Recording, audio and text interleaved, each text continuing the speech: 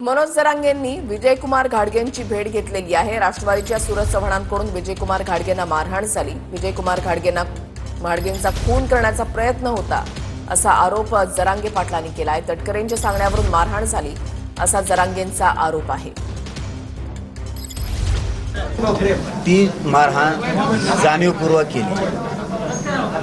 ती एक कट रचून षडयंत्र रचून तटकरे साहेबाच्या म्हणण्यावरती ती हाणमारी केली। जी मी त्यांच्याशी आता चर्चा केली, 20-25 मिनिटं अगोदर त्यांनी थांबा म्हणले, आम्हाला चर्चा करायची म्हणले। एका रूममध्ये ते रेस्ट हाऊसच्या थांबले आणि नंतर एक 40-50 जणांचं टोळकं आलं तटकरे साहेबांचा आणि त्यांनी मारहाण केली त्यांना। आणि इतकी मारहाण केली की त्यांचा 100% जीव घेण्याचाच प्रयत्न होता, असं विजय भैया आत्ता आम्हाला बोलताना बोललेत स्पष्टपणानं की त्यांना मला जीवच मारायचाच उद्देश होता।